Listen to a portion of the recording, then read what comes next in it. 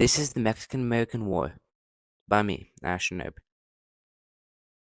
In just 2 years, the United States increased its size by about one-third, but this expansion came at the cost of thousands of lives and nearly half of Mexico's territory. As the name implies, in the Mexican-American War it was between Mexico and America. Both of these were newly dependent nations. America got its independence from Britain, and Mexico got its independence from Spain. Tensions grew between these two when the United States annexed Texas in 1845, which Mexico still viewed as its own territory. This annexation became the main spark that pushed both nations towards war. This is a photo of the United States and Mexico before the war. Border disputes. Before the war, the U.S. and Mexico disputed Texas's southern border, debating whether it's the Rio Grande or the Nueces River. President James K. Polk sent out General Zachary Taylor to enter into the dispute. And in 1846, President James K. Polk asked Congress to declare the war on Mexico. He claimed that Mexico had attacked American soldiers and that American blood had been shed on American soil.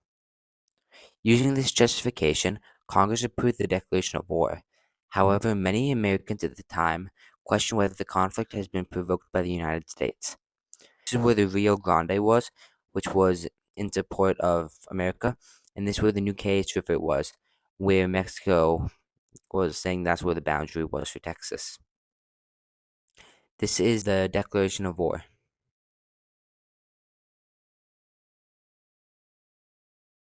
Major battles. Once the war began, fighting took place on multiple fronts, some being deep into Mexico. U.S. forces were constantly victorious and steadily advanced west and south. American troops eventually captured Mexico City, which effectively ended major fighting.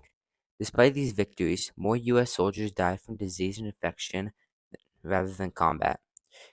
This shows how harsh the conditions were during the war. These military victories were partially driven by a large belief known as manifest destiny, the idea that the United States was destined to expand westward. 40s, America was a pretty young country, and it was hungry to expand. President James K. Polk was especially eager to acquire more territory. He believed in manifest destiny.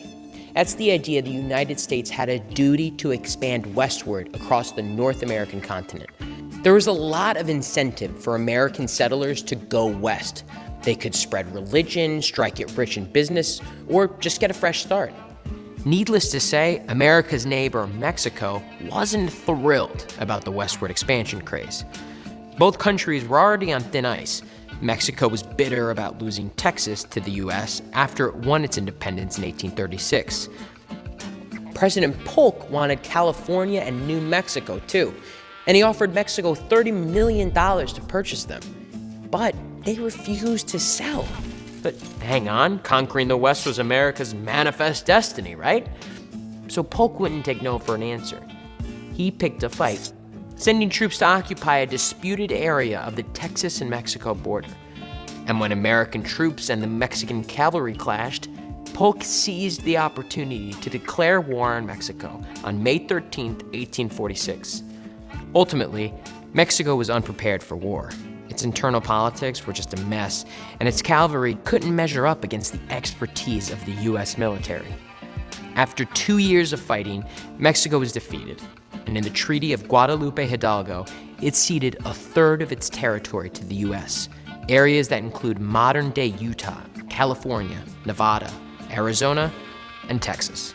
The Mexican-American War had a major impact because it resulted in one of the largest territorial expansions of the United States. It also launched the careers of a few generals you may have heard of: future U.S. President Zachary Taylor and Civil War titans Robert E. Lee and Ulysses S. Grant. The war officially ended in 1848 with the Treaty of Guadalupe Hidalgo. This is the treaty right here. Under the treaty, Mexico gave up large portions of land, including present-day New Mexico, Utah, Nevada, Arizona, California, Texas, and western Colorado, all for $15 million. As a result, the United States gained much of the Southwest, while Mexico lost nearly half its land. This outcome permanently reshaped North America and had long-lasting effects on both countries. This photo is of after the Mexican-American War of the land America won. This is my works cited.